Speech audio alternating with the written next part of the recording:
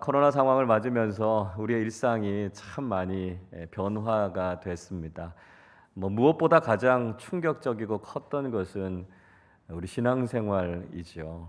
예배당에 나와서 예배드리지 못하는 일, 참 상상하지 못했던 일인데 우리가 그 일들을 경험했습니다. 아마 일생 교회에서 예배드리셨던 우리 어르신들이 더더욱 힘드시지 않았을까 하는 생각이 듭니다. 아직까지 제약이 많이 있기는 합니다만 그래도 이렇게 함께 모여서 우리 교우들 얼굴 보면서 예배 드릴 수 있고요. 또 교회가 여러 가지 사역들을 할 수 있게 된 것 참 감사한 일입니다. 우리가 이 감사한 마음 잊지 않고 더욱더 신앙생활과 또 예배생활에 열심을 내야 할 것 같습니다. 우리가요 소중한 것의 가치는 잃고 나야 알게 됩니다. 갖고 있을 땐 잘 몰라요. 근데 그거 잃고 나면 그 참 소중했구나 깨닫게 되죠.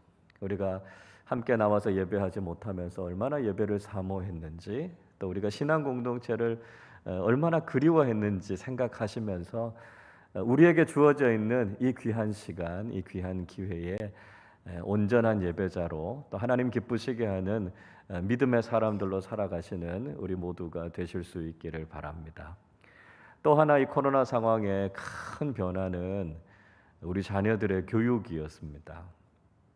학기가 시작되면 우리 자녀들이 새로운 선생님, 새로운 친구들 만나서 정말 들뜬 마음 가지고 학교 생활을 했었는데요. 그게 그냥 뚝 끊어지고 말았습니다. 아이들은 그렇게 이야기하는 아이들이 있는 것 같아요. 학교 안 가서 너무 좋아요. 이렇게 이야기하는 아이들이 있는데요. 이 부모님들에게는 이 문제가 참 심상치가 않습니다. 그래서 우리 부모님들이 마땅히 감당해야 될 몫들이 더 많아져서 굉장히 부담스럽고 어려운 상황 속에 있습니다. 몇몇 가지 이 현장의 교육들이 제한되면서 어려움들이 생기게 됐는데요. 먼저는 우리 자녀들의 학업 성취도가 굉장히 많이 낮아졌다는 겁니다. 이 온라인 수업에 한계가 있으니까요. 아이들이 제대로 지식을 습득하고 지적으로 발달되는데 장애가 굉장히 많습니다. 또 한 가지는 학력 격차가 더 벌어졌다는 거죠. 그래도 상대적으로 인터넷 환경이 좋고 또 가정에서 집중할 수 있는 그런 환경에 있는 자녀들은 그래도 공부하기가 좀 괜찮은데, 가정 형편이 좀 어렵고 인터넷 환경이 열악한 가정에 있는 자녀들은 수업을 듣기도 지금 굉장히 어려운 상황 속에 있습니다. 또 저학년 자녀들 같은 경우는 부모님들이 학습에 도움을 주셔야 되는 부분들이 굉장히 크지 않습니까? 그런데 아이들을 잘 돌보지 못하니까요. 그렇지 않아도 심각한 이 학력 격차가 자꾸만 벌어지고 있다 하는 것이 또 하나의 큰 문제입니다. 마지막은 우리 자녀들의 관계와 사회성에 있어서도 지장이 굉장히 많죠. 매일 학교 가는 우리 아이들도 있지만 일주일마다, 2주일마다 이렇게 학교 가는 아이들도 있습니다. 아이들이 번갈아 가면서 학교 가고 있고요. 같은 반에 같이 앉아 있어도 마스크를 쓰고 있어서 몇 달이 지났는데도 친구들 얼굴 잘 모르는 그런 우리 아이들도 많이 있습니다. 밥 먹으면서도 이야기하기 어렵고요. 다른 모든 활동들이 거의 다 멈춰버렸기 때문에 우리 아이들의 사회성 발달과 관련되는 부분들에서도 지장이 굉장히 많습니다. 분명히 코로나 상황은 우리에게 있어서 큰 위기와 문제를 많이 낳았죠. 그렇지만 동시에 우리의 가정의 입장에서 보면 또 하나의 기회의 시간이 아닌가 하는 생각을 갖게 됩니다. 그동안 우리 가정이 자녀들 교육하는 일들을 학교나 학원에, 또 신앙교육은 교회 학교에 우리가 다 맡겨버리고 있었습니다. 이런 시간들이 좀 길어지면서 우리 부모님들이 자녀들 교육하는 역할들이 많이 축소가 됐습니다. 우리 자녀들 교육하는 일들을 부모님들이 더 열정적으로 잘 해야 된다 이렇게 말씀드리지만 바쁘니까요, 힘드니까요, 좀 소홀하게 하고 있을 때가 많았다라고 하는 거죠. 근데 코로나 상황이 되면서 우리가 따로 강조하지 않아도 우리 자녀들의 교육과 관련되는 1차적인 책임, 그 몫이 부모님들에게 있다라고 하는 것을 다시 한번 깊이 깨닫게 됐습니다. 우리 자녀들을 다시 한번 우리 부모님들이 책임 있게 잘 돌봐야 되고, 우리 자녀들을 잘 양육할 수 있는 것이 부모의 영향이 너무너무 크다라고 하는 걸 다 우리가 경험하고 있지 않습니까? 지금은 분명히 어려운 시간이기도 하지만 동시에 우리에게 아주 중요한 도전의 시간이기도 합니다. 그동안 우리가 마땅히 그렇게 했었어야 하는데 그렇게 하지 못했던 부분들에 대해서 이젠 우리가 해야 된다, 이렇게 결단할 수 있는 시간이죠. 사랑하는 우리 자녀들을 가정에서부터 잘 기르고 가르치는 일들, 부모님들이 우리 자녀들의 교육에 1차적인 책임과 역할을 감당해야 될 그 중요성을 우리가 다시 한번 깨닫고 있습니다. 우리가 우리 자녀들에게 무엇을 가르쳐야 될까요? 어떻게 우리 부모님들이 이 거룩한 사명을 잘 감당할 수 있겠습니까? 우리는 성경의 말씀을 읽어보면서 이 자녀 교육과 관련되는 부분들, 여러 가지 면에서 명령하고 있는 말씀들을 보게 됩니다. 대표적으로 여러분 잘 아시는 말씀이 신명기 6장의 말씀이지요. 일명 쉐마 교육, 이렇게 부릅니다. 들으라라고 하는 히브리어 단어가 쉐마라고 하는 말이죠. 이스라엘아 들으라 하는 말씀을 통해서 어떻게 우리가 자녀들을 가르치고 하나님 경외하기를 가르쳐야 될 것인지에 대해서 신앙교육에 굉장히 중요한 명령을 주고 있습니다. 모세는 이 율법의 말씀을 통해서 우리가 마음을 다하고 힘을 다하고 뜻을 다해서 하나님을 사랑하라, 이렇게 명령하고 있죠. 그리고 그것을 자녀들에게 가르치라, 이렇게 명령하고 있습니다. 신명기 6장 7절은 이렇게 말씀하지요. 내 자녀에게 부지런히 가르치며 집에 앉았을 때에든지 길을 갈 때에든지 누워 있을 때에든지 일어날 때에든지 이 말씀을 강론할 것이며 말씀하고 있습니다. 자녀들은 부모님을 통해서 하나님 사랑하는 것을 배워야 된다, 이렇게 말씀하고 있죠. 오늘 본문의 말씀을 통해서도 우리에게 이 신앙교육에 중요한 명령을 주고 있습니다. 자, 오늘 6절 말씀을 우리 한 번 더 같이 읽어보겠습니다. 마땅히 행할 길을 아이에게 가르치라. 그리하면 늙어도 그것을 떠나지 아니하리라. 우리가 신앙인으로서 해야 되는 중요한 의무, 사명이 있는데요.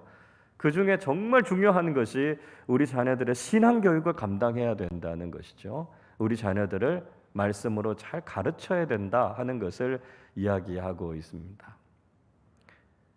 제가 종종 말씀드립니다만 오늘날 우리 가정에 처해 있는 중요한 문제는 두 가지의 기본적인 기능을 상실했다라고 하는 것이죠.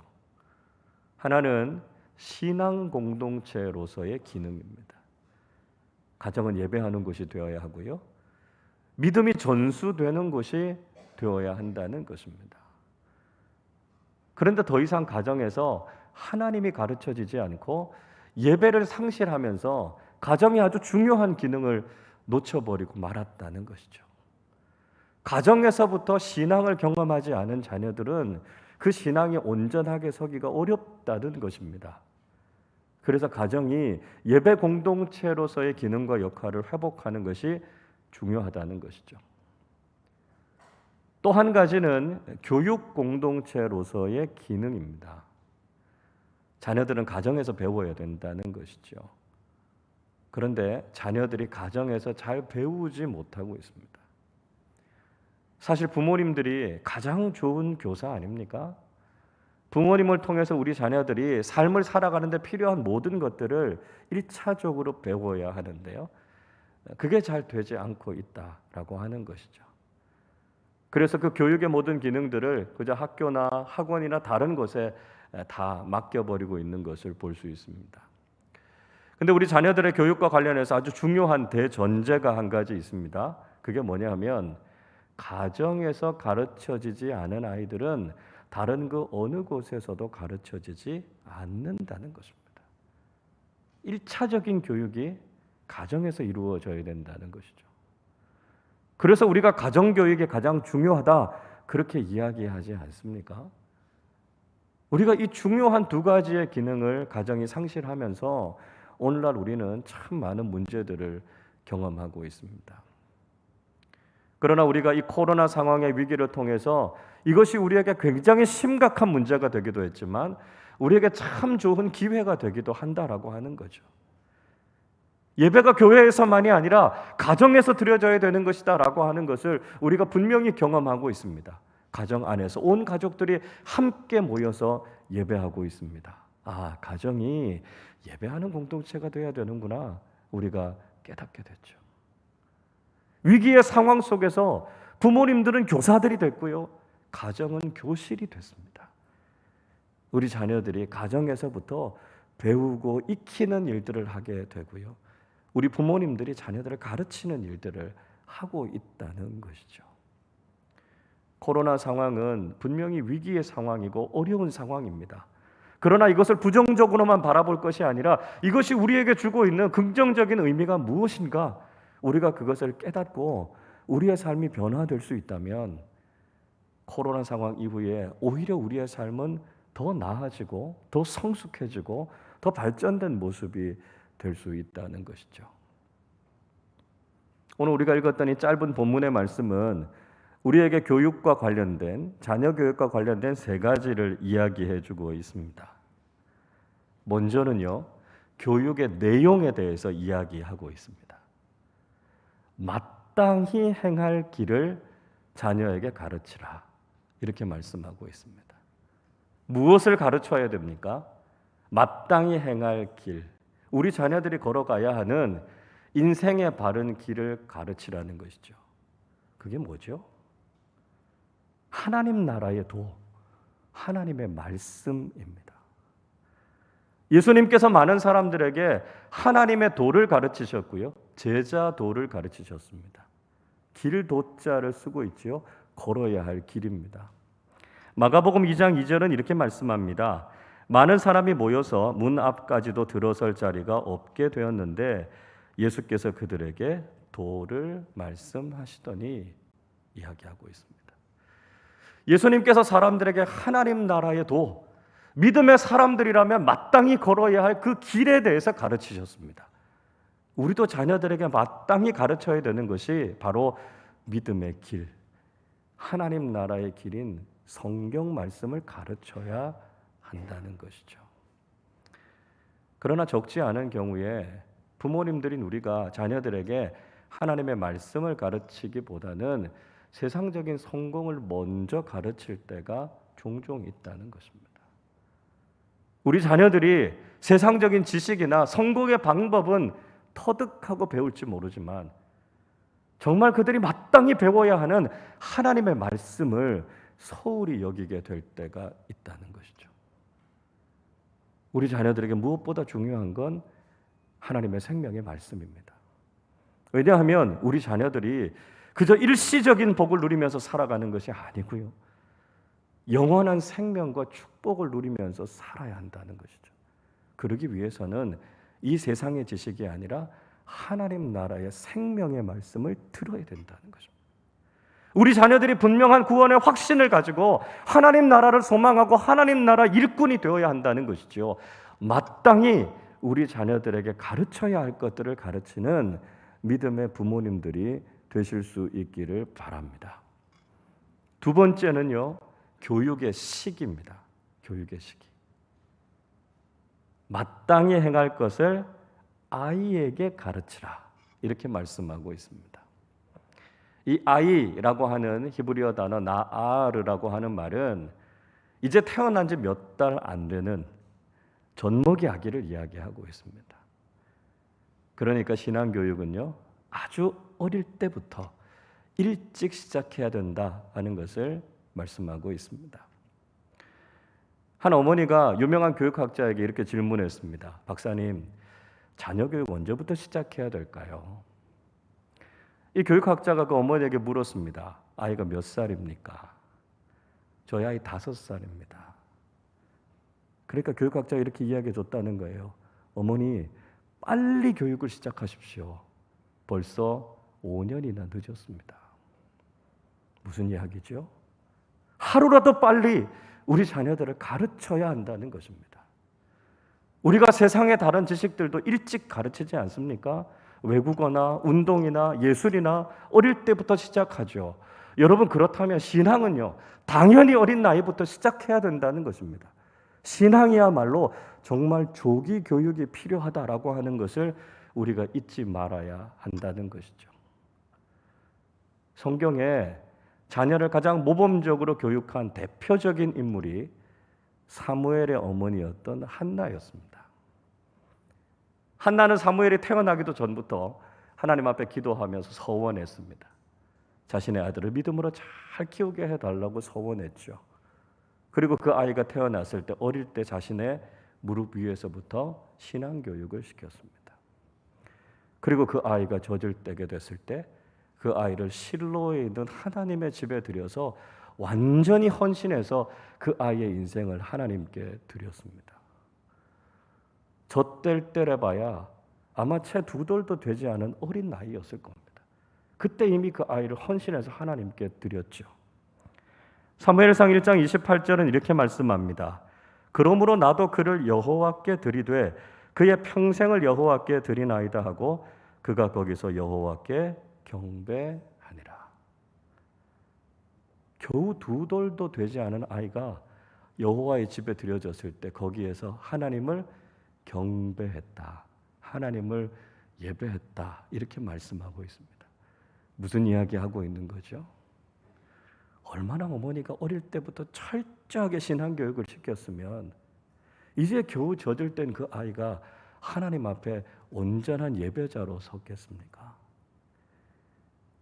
우리가 자녀 교육의 시기를 놓치지 말아야 합니다.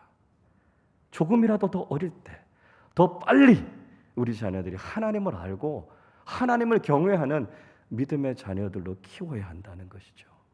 그래야 우리 자녀들이 흔들리지 않는 바른 믿음 가지고 살아갈 수 있게 된다는 것입니다.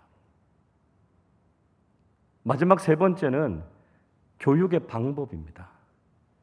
마땅히 행할 길을 아이에게 가르치라 이야기하고 있습니다. 교육의 방법은 가르침입니다. 목사님, 교육이 가르치는 거가 당연한 거 아닙니까? 이렇게 말씀하실 수 있습니다. 이 가르치다라고 하는 히브리어 단어 하나크라고 하는 말은 바치다, 봉헌하다, 그런 뜻을 가지고 있습니다. 이 말은 언제 쓰는 거냐 하면요, 성전을 짓거나 집을 다 완공했을 때 낙성식이라고 하는 것을 했습니다. 그때 사용했던 표현이 바로 이 바치다, 봉헌하다라고 하는 뜻입니다. 우리 자녀들을 가르칠 때 마치 하나님 앞에 봉헌하듯이, 하나님 앞에 모든 것을 헌신하듯이 우리 자녀들을 가르쳐야 된다라고 하는 의미가 무엇이겠습니까? 그만큼 우리 자녀들을 교육하는 것은 중요한 일이라는 것입니다. 부모에게 있어서 그 어떤 일보다도 이것은 가장 우선순위가 되어야 한다는 것이죠. 자녀 교육 대충 해서는 안 된다는 것입니다. 온 정성과 마음을 다 쏟아서 우리 자녀들을 믿음으로 기르기 위해서 부모님들이 헌신해야 된다는 것이죠. 이런 헌신적인 가르침으로 우리 자녀들을 믿음으로 잘 양육해야 된다는 것입니다. 부모님들이 이렇게 헌신적으로 가르치시기 위해서는 전인적인 가르침이 필요합니다. 아이들을 말로만 가르치는 게 부족해요. 부모님들이 아이들을 가르치기 위해서 이런저런 이야기들 하면 아이들은 대부분 그거 잔소리로 듣습니다. 자기들한테 다 유익이 되는 이야기고요, 다 필요한 이야기인데 잔소리로 잘 듣지 않습니다. 그래서 깨닫게 되죠. 말 이상의 교육이 필요하다는 것을 깨닫게 됩니다. 그것이 바로 삶으로 우리 자녀들을 가르치는 것입니다. 가장 좋은 교육은 본보기 교육이죠. 우리 자녀들은요, 자신들이 어떻게 살아야 될 것인가 하는 모델을 찾고 있습니다. 부모님들이 신앙인의 삶의 모델을 보여주시면 자녀들이 그걸 보고 배우고 따라오게 된다는 것이죠. 여러분, 참 재밌는 게 있는데요, 부모님들이 그렇게 삶으로 모범을 보이면 비로소 부모의 말이 힘을 갖게 됩니다. 그 이후부터는 부모님들이 말만 해도 자녀들이 네, 순종하고 따라오게 됩니다. 부모로서의 권위가 회복되는 것이죠. 부모님들이 삶으로, 본보기로 우리 자녀들을 가르칠 때 그 가르침이 헌신적인 가르침이 되고요. 우리 자녀들의 삶에 변화를 일으킵니다.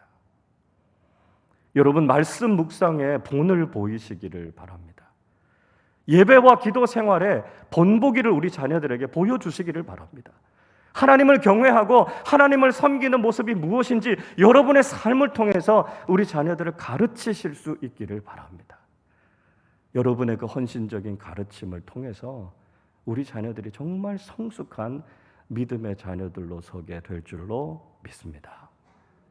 자, 그런데요, 우리가 가정에서만 신앙교육 하다 보면 한계가 있다는 걸 참 많이 느끼게 됩니다. 자녀들 신앙교육 해보시면 어떠세요? 뭐가 어려우세요? 이렇게 제가 우리 믿음의 부모님들께 여쭤보면 목사님 뭘 가르쳐야 될지 모르겠어요. 어떻게 가르쳐야 될지 모르겠어요. 이렇게 하소연하시는 부모님들이 참 많습니다. 좋은 교사로서의 훈련을 받지 않으셨고요. 하나님의 말씀에 대해서 체계적으로 잘 배우지 않으셨기 때문에 막상 자녀들 가르치려고 하면 어떻게 가르쳐야 될지 잘 모르겠다. 그런 말씀 많이 하십니다. 여러분, 그렇기 때문에 부모님들이 먼저 배우셔야 합니다. 부모님들이 먼저 주님의 제자가 되셔야 하는 거죠. 우리 교회가 제자 훈련을 통해서 주님의 말씀을 잘 배우는 제자의 모습으로 우리가 서려고 합니다. 부모님들이 이 일에 함께 참여해 주셔야 됩니다. 지금도 우리가 BBC 성경 공부하고 있지 않습니까? 매 학기마다 우리가 체계적으로 말씀을 배울 겁니다. 여러분, 이 일에 많이 참여해 주시기를 바랍니다. 부모 터치 세미나를 통해서 우리가 믿음의 부모로서 어떤 모습으로 살아가야 할 것인가, 부모 교육과 관련되는 프로그램들도 진행될 겁니다. 부모님들이 먼저 배우셔야 우리 자녀들을 잘 가르칠 수 있습니다. 또 가정 안에서, 가족들 안에서 교육하는 게 참 쉽지 않다는 이야기들 많이 하십니다. 가족들이 가족들을 가르치는 게 굉장히 어렵죠. 부모님들이 어릴 때, 젊었을 때 공부를 아주 잘하셨던 부모님들이 자녀들 공부에 좀 도움을 주려고 하면 자녀들이 거부합니다. 잘 안 배우려고 그래요. 형, 누나, 언니, 오빠 공부를 잘해서 동생들한테 좀 가르치려고 그러면 그렇게 말을 잘 안 듣습니다. 그래서 학원이나 또 개인 지도하는 선생님들 통해서 배우게 되지 않습니까? 가족들 안에서 가족들을 가르친다라고 하는 것이 그렇게 쉽지 않더라는 거예요. 그걸 보완하기 위해서 우리 교회 학교가 있는 거 아닙니까? 교회 학교가 그 역할들을 감당하고 있습니다. 신학과 성경을 전문적으로 교육받으시고 훈련하신 우리 목사님들, 전도사님들께서 우리 교회 학교를 다 책임지고 있습니다. 또 사랑과 열정을 가지고 오랜 경험과 교사로서의 사명감 가지고 우리 자녀들 가르치고 있는 많은 교사들이 우리 교회 학교에 있습니다. 여러분, 우리 자녀들 보내주시고 우리 자녀들이 믿음으로 잘 훈련받을 수 있도록 우리 교회 학교를 위해서도 많이 기도해 주시기를 바랍니다. 이를 위해서 헌신하는 많은 교사들이 있는데요. 오늘 우리가 3부 예배 때 우리 교사들, 우리 교회 학교 좀 격려하고 축복하는 시간을 가지려고 합니다. 여러분도 자녀들을 다 양육해 보셨기 때문에 아시잖아요. 내 자식 교육시키고 훈련하는 것도 쉽지 않은데 남의 집 아이들 가르치고 키우는 거 참 어려운 일입니다. 그렇기 때문에 여러분, 이 일에 더 많은 관심을 가져주시고 더 많이 기도해 주시기를 바랍니다. 자녀들 양육하는 일들이 참 어렵다 보니까 교회 봉사 중에서도요, 교회 학교 교사로서의 봉사가 정말 힘들다, 이렇게 이야기하시는 분들이 참 많으십니다. 힘들죠. 힘든데요, 보람이 있어요. 힘든데 의미가 있고 가치가 있습니다. 이 자리에 앉아 계신 여러분들이 우리 교회 학교 교사로 좀 많이 헌신해 주셔서 우리 교회가 더 풍성하게 우리 자녀들 가르치는 사역 잘 할 수 있도록 여러분이 함께 힘을 보태 주시기를 바랍니다. 또 우리 교회 학교 교사들 여러분 많이 축복해 주시고 많이 격려해 주십시오. 우리 요즘 학교에서는 스승의 날에 선물 같은 거 들고 가면 안 되죠. 교회 학교는 그런 거 없습니다. 우리 선생님들 여러분 스승의 날이 좀 지나긴 했습니다만 사랑하는 마음으로 선물도 좀 준비하시고요. 감사의 편지도 좀 이렇게 쓰십시오. 이 감사와 사랑은 표현이 되어져야 됩니다. 우리 아이들 위한 간식도 좀 사주시고요. 좋은 게 있으면 우리 교육부서에 좀 선물해 주셔서 같이 좀 나눌 수 있게 해주시고요. 여러분들의 기도와 관심이 우리 자녀들에게 얼마나 큰 축복이 되는지 모릅니다. 우리 가정과 교회가 함께 연계해서 우리 자녀들 믿음으로 잘 키우기 위해서 열심히 노력하고 있습니다. 여러분 기도해 주시고 격려해 주시고 축복해 주셔서 정말 우리 자녀들 예수 잘 믿는 믿음의 아이들로 자라날 수 있도록 계속해서 격려해 주시고 축복해 주시기를 부탁드립니다. 우리의 가정, 우리 부모님들, 우리 교회 다시 한번 우리가 헌신해서 믿음의 다음 세대를 키우는 이 신앙 교육을 위해서 더욱더 힘을 다하고자 합니다. 마땅히 행할 길 우리 자녀들에게 가르쳐야 되죠. 중요한 교육의 내용, 우리 자녀들이 생명을 얻고 구원을 얻고 영원한 축복을 누릴 수 있는 길, 우리가 그 길을 자녀들에게 가르쳐야 합니다. 어릴 때부터 신앙교육의 시기를 놓치지 않고 우리 자녀들이 하나님 경외하는 아이들로 잘 자랄 수 있도록 우리가 이 일에 매진해야 합니다. 그리고 우리가 더욱더 헌신적인 가르침을 통해서 본이 되는 믿음의 사람들이 되어서 우리 자녀들에게 좋은 신앙의 영향력을 미치는 믿음의 어른들, 영적인 부모님들이 되실 수 있기를 바랍니다. 자, 우리가 이렇게 신앙교육을 잘했을 때 어떤 결과가 있게 될까요? 우리 6절 뒷부분 말씀 한번 보십시오. 그리하면 늙어도 그것을 떠나지 아니하리라 말씀하고 있습니다. 우리 자녀들이 이렇게 신앙교육을 잘 받으면 나이가 들어도요 결코 이 믿음의 길에서 벗어나지 않는다는 것이죠. 성공적인 인생을 살아도 삶의 위기가 있어도 힘들 때나 즐거울 때나 늘 주님을 섬기고 하나님을 경외하는 믿음의 길을 걸어가는 우리 자녀들이 된다는 것입니다. 우리 자녀들이 마땅히 걸어야 하는 이 구원의 길, 이 생명의 길을 끝까지 걸어가게 된다는 것이죠. 신방을 해보면 우리 자녀들과 관련되는 기도 제목들 부탁하시는 분들이 참 많이 있으십니다. 어릴 때는 그래도 교회 다녔는데 대학 가고 나서 취직하고 나서 결혼하고 나서 교회를 안 다녀서 걱정입니다. 기도해 주세요.